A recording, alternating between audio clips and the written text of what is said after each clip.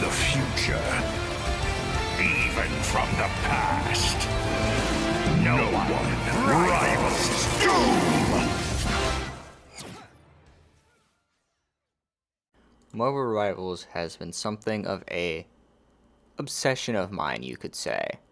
I have a perfectly normal, insane amount of hours, and I have been playing since its launch on December 7th, 2024. It's a 6v6 hero shooter, in a time where people have notoriously been fed up with hero shooters, as the failure of several other hero shooters in recent years have shown. It's also released in a time where superhero fatigue has been hitting new strides, with shows like She-Hulk, movies like Black Adam, Thor Love and Thunder, and Madam Web, all which flopped to some degree. The game seemingly had everything against it, except for the Marvel IP and Overwatch players' hatred for what the game had become at the time. So I, like many other players, refugees if you will, decided why not. And then I downloaded the game, and then I played it. And before I knew it, I had 24 hours invested and many, many more hours to invest. I wrote this video when I originally had around 200 hours, but since then I have 400 hours in various characters. I was Diamond 1 in Season 1.5, I think I was Plat 2 in Season 1, and I have a lot of questions about why the game works when it has so much seemingly against it. How does the game succeed where the others failed? And are people just tired of poor, underpolished, uninteresting movies, comics, etc.? Basically, are the recent projects just not as good, and is that why people don't like them, or is the fatigue itself the problem? So the first thing I'll admit is that several characters do, at their face value, seem very similar to some Overwatch characters. And I think that helps the game, in all honesty. That's my personal take on it. I'll cite Starlord. He's going to be the example I use a lot throughout this part, because I think he's one of the more prominent examples. It's very easy for me to point out what and how it is related. I like Starlord before anyone says anything. I actually ground out the last couple achievements in Season 1 to get the red skin recolor of his base skin, because I think that's his best skin, excluding the new King of Spartax skin, which I think looks nice. It's not worth the money to me because I don't play him a lot. But regardless, Starlord's kit is a bit familiar, shall we say. It's funny you should say that, because I was looking through some old photos and it looks very, similar. He's got a spinning attack that is very reminiscent of Reaper's Death Blossom. Not one-to-one, but it's similar enough that some people pointed out. A blink mechanic it's kind of similar to Tracer, but it's different enough, I suppose. And a Soldier 76 aimbot style ultimate. It's not mentioning his gun reload animation, which is practically one-to-one to Tracer's, and how his guns work, which is also very, very similar to Tracer. Regardless, the way he actually plays as a character is fresh and vibrant, albeit a little similar to Tracer, but certain characters just feel similar, and I think that's just for a reason, you know? Certain things like aimbot aren't exactly revolutionary nor specifically limited to Overwatch. Other games have aimbot style abilities and whatnot, so I don't think it means they specifically copied from Soldier 76. However, I believe that some abilities were designed to be similar to other Overwatch counterparts or from other games, familiar mechanics to ease new players into the game, to create a sense of familiarity to keep them grounded in this new experience.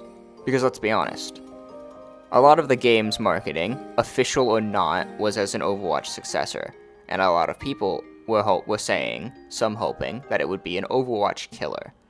I think it's proved its mettle in the regard of standing on its own. It has staggering player counts, it had booming numbers during its first month, and it was able to actually hold most of those numbers fairly consistently in the months afterwards, and continued to deliver new content at a rapid fire, and machine-like pace that has been consistent. And while I can't personally prove that the free skins Overwatch gave out coincidentally after the launch of Rivals during that weekend was because their numbers were going down, and their numbers in-game and on Twitch did dip quite drastically, even going so far as to lose. What lose isn't exactly the right term, but I'll use it. Lose players that historically only really played Overwatch primarily, such as Necros, Flats, Frogger, temporarily, in some cases, for a period of time. Some of them do still play Overwatch. Some of them, in fact, have gone back to Overwatch very consistently. Flats and Frogger are great examples of that. For a period of 3 weeks, they really barely touched Overwatch for a bit, which has been a rarity. Flats himself went on record to say that for the first time in a long while, he didn't actually feel the desire to play Overwatch. I will find that clip and input it here if I can find it. Before he eventually returned to Overwatch with the new update, which provided some much-needed new content and a breath of fresh air into the game, which was stagnating. I don't think that's a bit controversial to say that Overwatch stagnated and was slowly decaying until the devs actually started putting in new content. With the inclusion of Stadium, it genuinely looks fun. I don't think I will go back, but it looks fun, so I don't blame anyone who does. In the defense of people who call starlord and, going back to the actual point of this paragraph, as it were, of the design philosophy, citing the people that would call this unoriginal, copying, and bland, some gaming mechanics are just simply not exclusive to games. Like Overwatch, for example. Some just mechanics aren't exclusive to that game. Again, I said I'd pick on Starlord a bit because he's the easiest example. Aimbot isn't Soldier 76's, only thing. He's not the only one who's able to have it. This isn't a Lord of the Rings Nemesis system copyright. But I do think it's one of the primary things people think of when they think of aimbot, just because of how popular Overwatch is and was. Punisher is another character that I can pick on a bit to pull some of the steam off of Starlord. He plays like a Soldier 76 Bastion hybrid. Turrets aren't exclusive to Bastion, if anything. Engineer from TF2 had some turrets as well. But it's just a matter of game design and what would be authentic and make sense for these characters. But I'm sure to some degree, the thought of Overwatch players flocking to this game, trying to take, some of the player base from that game and making it an accessible experience to them crossed the developers' minds, as well as certain abilities just making sense for certain characters. The characters, however, that feel original and are completely new, feel incredibly original and true to their source material. I'll take the top 3 examples that I can think of off the top of my head, which are Spider-Man, Black Panther, and Mantis. You'll see where I'm going with this. Spider-Man, he relies heavily on his web shooters to do most meaningful damage. His whole kit is based around tagging someone with a spider tracer, and then hitting them, making all of his melees do twice as much damage. He becomes a very combo-heavy hero once you get the hang of him. He has high mobility, and he has a penchant for punishing any and all bad positionings. He's a very hard character to get the hang of, and once you get the hang of him, I think he becomes a little easier. Not easy, just easier. Spider-Man is one of the reasons that strategists hate the dive meta, which has been a consistent presence in competitive play since the game's inception.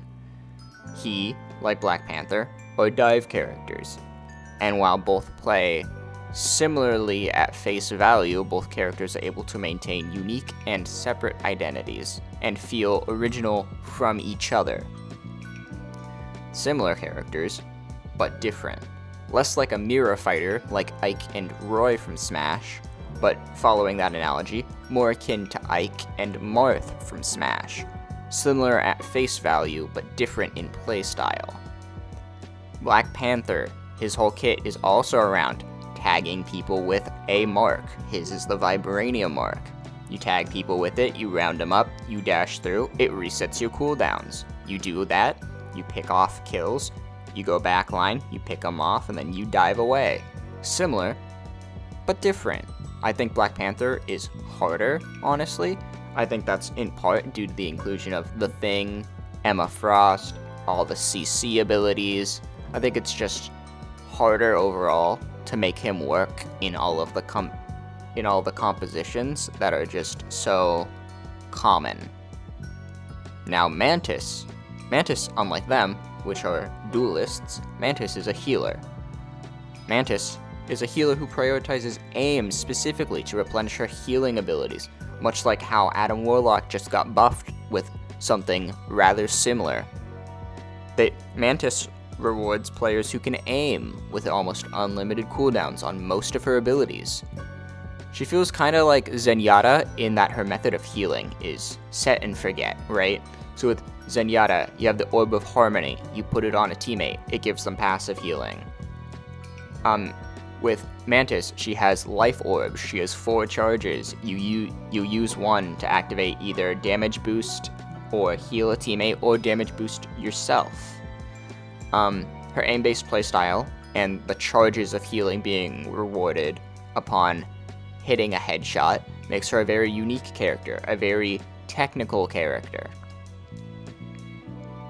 So the gameplay loop is fun. We've established that, which is great, because I really enjoy the gameplay loop of this game. I think it's one of the most important things for any new game, for the gameplay or gameplay loop to be rewardable and enjoyable, to retain the player, and to retain the player base as a whole. And it's something I think Rivals does very, very well. At nearly 4 to 5 months old, I forget which, the queue times in quick play at least rarely go over 17 seconds.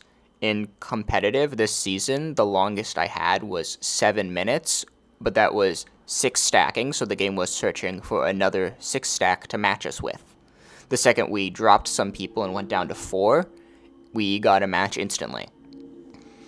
I have heard people make arguments for the inclusion of role queue, citing quad and triple DPS. Insta-lock DPS have been a problem since the game's inception.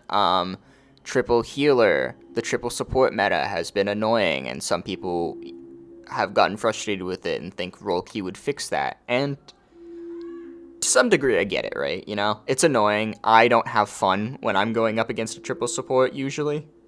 I know the game is gonna stall. There are gonna be moments where they do Mantis, then Luna, then Invisible Woman ult, and it's just gonna be, you can't play the game for a minute. You are just bashing your head against a brick wall. So I get it, you know? It's frustrating.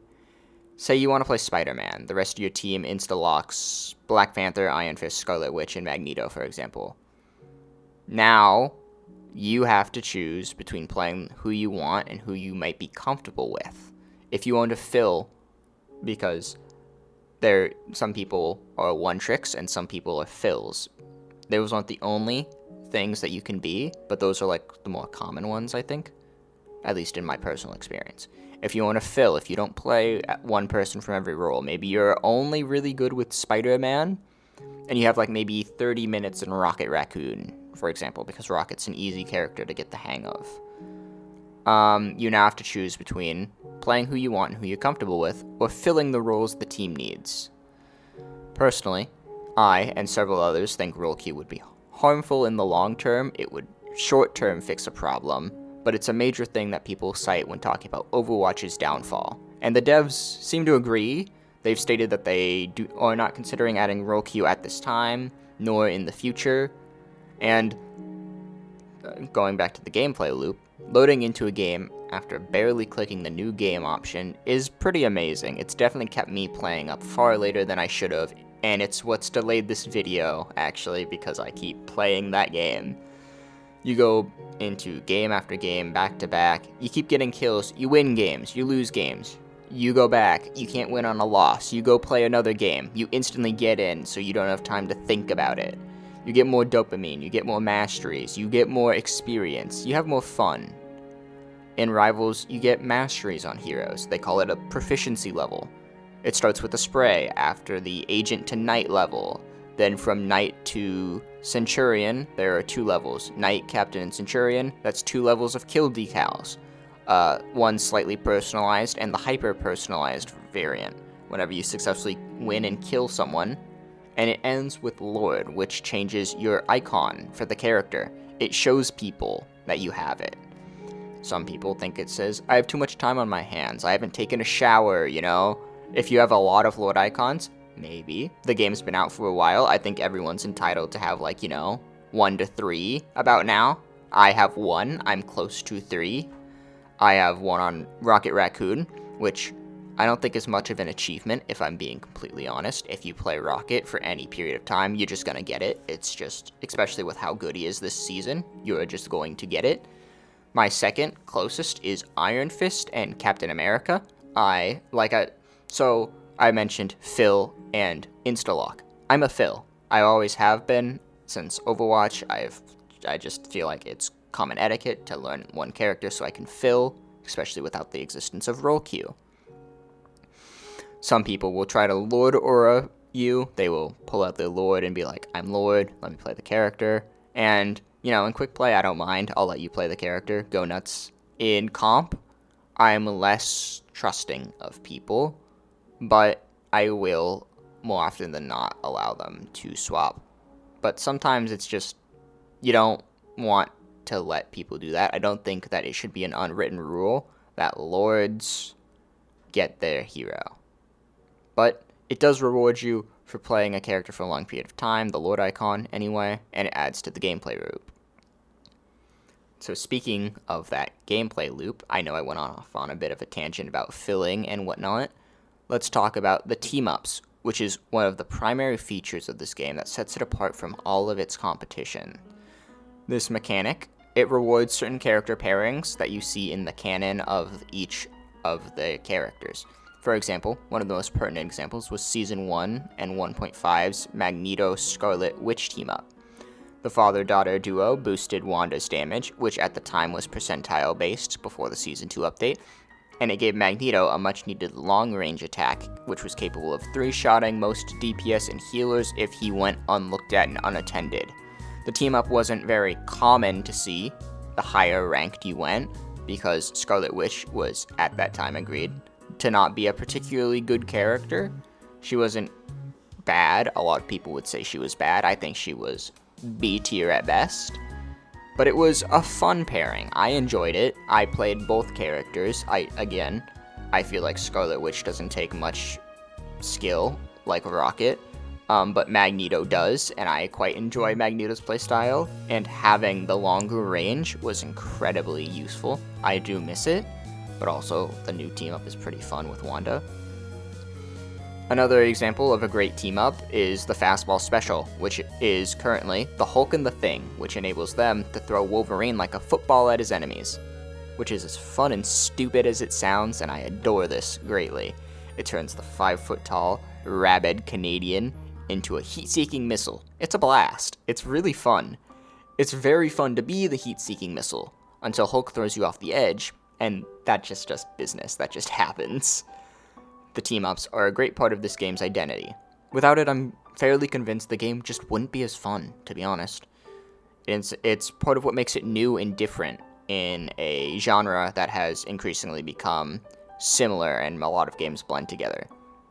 The team-ups incentivize teamwork, coordination, sometimes unbalanced but pretty fun comps. An example of that was in Season 0 to Season 1.5, Magic had a team up with both Black Panther and Psylocke, and that kind of lightly incentivized a 3 DPS comp, which isn't the worst thing in the world, but it's not the best. An example of a team up that incentivizes a good team comp is Magic, Mantis, and Starlord. 2 healers, 1 DPS. I feel like there aren't enough healer tank team ups. There are 2, which are pretty good. I want there to be more eventually, but with all of the characters they plan to keep adding, I'm sure it will happen. Right now, the tank team-ups are The Thing and Invisible Woman, Same with, he gets the same team up that every member of the Fantastic Four does. A little shield, some overshield. It's pretty nice. Rocket, Jeff, and Groot. Planet Pals, I believe the team up is called, where they get to ride him. It's not a particularly useful team up, in my opinion, but maybe I'm not good enough with it. But the team ups are always changing, which is also what's interesting about this game. As of Season 2, Magneto Wanda, like I alluded to, it's no more, it's gone. It's been replaced by the respective Emma Frost and Doctor Strange team ups. Emma Frost for Magneto and Psylocke, and Doctor Strange for Scarlet Witch. And now this is interesting, because this could mean that the devs might use team-ups as a way to indirectly balance or nerf specific compositions of characters. They could also use it to incentivize different playstyles.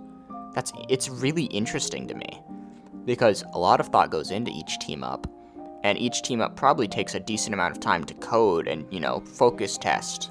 Makes me wonder if we'll see certain team-ups or configurations return in later seasons, or if all the seasons moving forward will cause the team-ups to continually shift and change, forcing players to adapt. Now, we all know how Rivals has dominated the internet in more ways than one. The character designs and the skins, I won't beat around the bush. We've seen the Malice skin, we've seen the Emma Frost skin. Good lord, man. No one believes me when I tell them the skins are less revealing than their comic variants, dude. And Emma Frost, as a whole, is very comic accurate, which is a lot of people's first experience with her. That command grab, awfully tempting is all I'm saying. Rivals seems to know exactly how Overwatch has stayed afloat and maintained its popularity after all these years. And they're fighting them in the proverbial internet trenches. The models are just mysteriously more detailed than they need to be, and easy to use for fan projects, shall we say. I'm just imagining some poor employee at NetEase being told his job is to model Squirrel Girl's bush in full detail.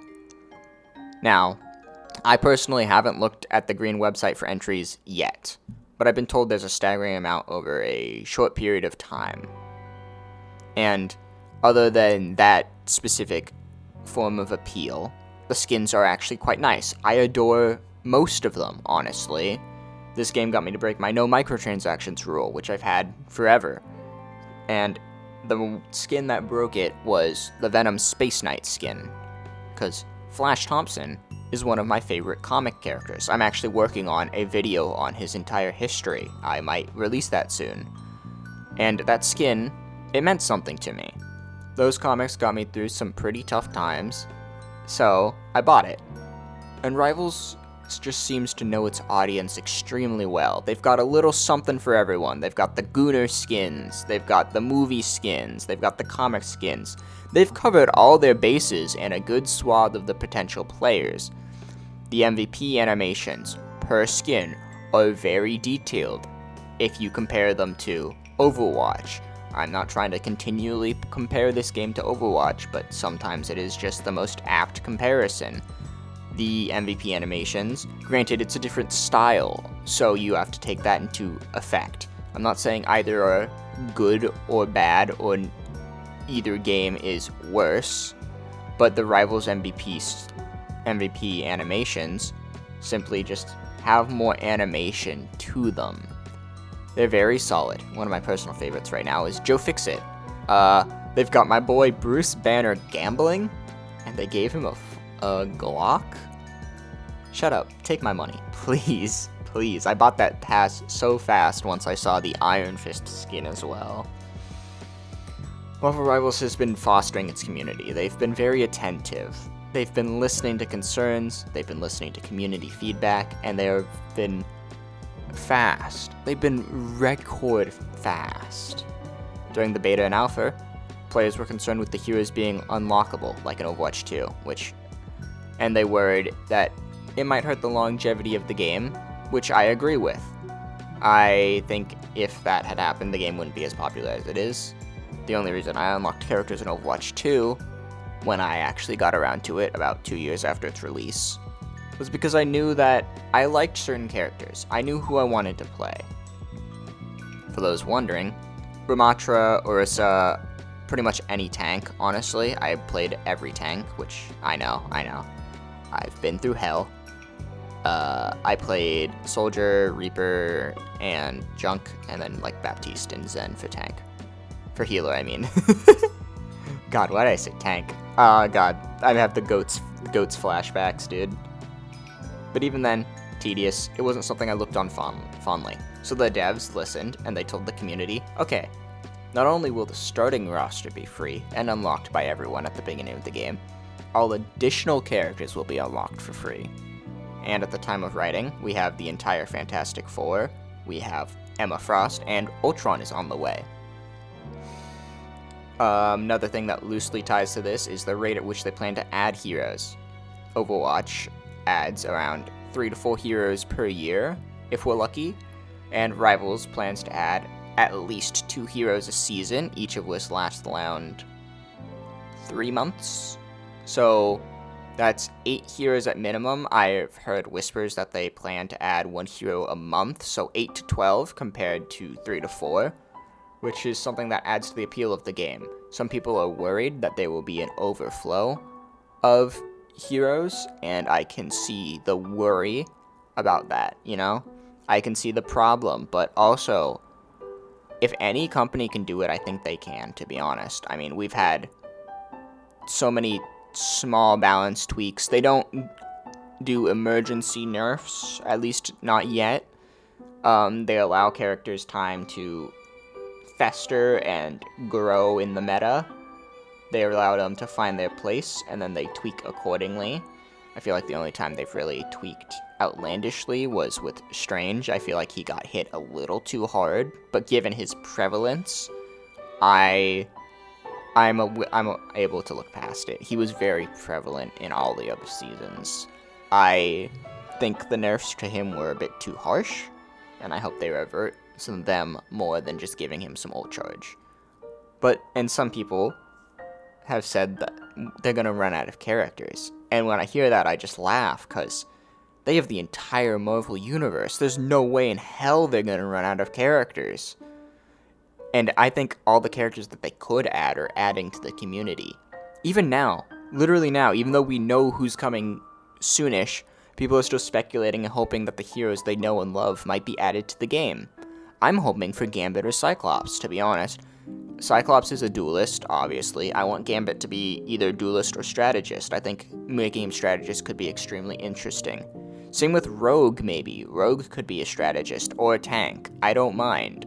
Really, any character that I like that gets added, I'm sure they will be treated with respect. Apart from cosmetics and heroes, they've also listened to feedback on some mechanics and accessibility options, which is very nice, honestly.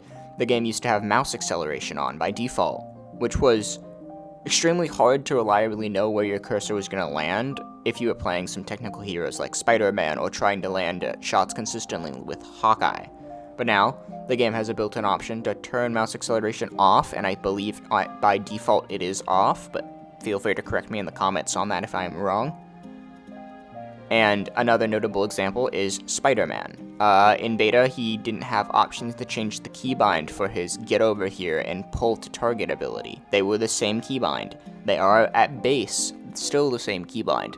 But now, you have an option to bind them to different keys. I personally bound, I still have it to E for my get over here, and for my web's pull, I have it bound to a mouse button, so it's hard for me to hit by accident. The addition is niche, definitely, and a lot of players won't notice some of the changes that they have for certain characters. And even some of those who play Spider-Man probably don't know, nor care, because they don't play competitively. But it's just a nice addition. I personally appreciate having it. I'd rather have it and not need it, than need it and not have it, right? And I can't talk about all of these positives without discussing map design, because, I mean, the map design is phenomenal. Like, the art direction in this game, just period, is phenomenal. Almost every map is just beautiful to look at when you have a spare moment in the chaos to do so. There are little Easter eggs. The skies are beautiful. The backgrounds are full and vibrant. Almost reminds me of Doom Eternal in a way, where all of the backgrounds of the stages, when you had a break from all the carnage, was just full of life and little details that made you giggle in happiness. There are plenty of comic references for nerds like me to point at and go, "Oh, hey, I know that. That's the thing from Spider-Man Volume 298 or whatever." And from what it looks like, the devs are also planning to add about 1 to 2 map every season, slow trickle, which can help with the unfortunate event of playing the same map over and over again, which I will talk about more when I talk about my negatives, which is one of my few complaints, that you'll wind up getting the same map back to back, and it's annoying. I tend to spice it up by just playing a bunch of different characters, which is why I don't have a lot of lords, I just have a lot of captains. I guess I'll talk about the complaints now, actually, instead of trying to table that and stretch the video out. You can't talk about complaints without talking about bot matches. For those of you who are blissfully unaware of what in the world I'm talking about, if you go on a losing streak of about 2 to 5 games in quick play, thank God it's not in ranked. Rivals matchmaking might decide it's time for your government-mandated bot match. The game pits you and 5 other unlucky souls in a match against AI, which, if you've played the game for long enough, you'll start getting pretty good at recognizing when you're actually paired against bots. Most of the bots have a mixture of 2 names as their username. Some don't. Some of them will have recycled versions of other people's usernames, actually. The bots will tend to play a balanced 2-2-2 comp. They'll have no skins, no lords, and no bitches. They'll pretty much just walk at you waiting for you to kill them. They'll take pretty predictable pathing, and they'll swap characters a lot. They'll be fodder. They'll walk at you as you shoot at them, and they'll die. That's how you know very quickly when you're steamrolling someone, you just have a pit in your stomach because you're like, is this real people? Or am I just fighting against AI, right? And like, I get the reasoning, right? It's a way to get people to keep playing. No one likes losing, and giving people a win could be nice at times. It can keep a little Timmy over there smiling because he won a game as Spider-Man or something. But to me and several other people, it's just a little demoralizing, you know? I don't get any satisfaction from beating up a bunch of AI. When it's non-consensual, that is. When I go into practice versus AI for, like, the Hellfire Gala challenges, because I just don't want to grind those out very fast, you know? I want to grind them out fast, I don't want to grind them out slow. It's just a hollow victory otherwise. Thankfully, this problem doesn't exist in ranked, but several people would prefer to lose to real people over winning against computers. Will the devs remove it? Maybe. Honestly, maybe, if the community complains enough. But it wouldn't bug me too much if they kept it in. It's just kind of annoying, and rather than keep me in the rhythm, it honestly will throw me out of the rhythm. I have actually, after like a good bot match or 2, I'll be like, yeah, that's my sign to get off for the night, you know? So I've talked about all the technical stuff, the bots, the skins, the game design, but how do I personally feel about this game? Well, I mean, I feel it's a little obvious. I love it. I'm a comic nerd. I have collected so many comics, so many figurines, action figures, clothes, merch, you name it. But I've been getting tired of a lot of superhero stuff for a long time, honestly. It slowly started with the MCU quality getting worse over time. There are projects that I enjoy and some that I don't. Comics have the same issue at times, namely Spider-Man, Paul, and Venom, also Paul, and the questionable decision to have MJ as Venom, which could work, but I don't think it will. And I'm gonna extrapolate on that before the comments start yelling at me. I think MJ as Venom can work. It did work very well in Renew Your Vows. I just don't have faith in Marvel artists. But I have actually talked to the guy who's doing the art, I have faith in the artist. Sorry, I don't have faith in the writers. The reason I was thinking artist was because I've actually talked to the artist of the Venom series.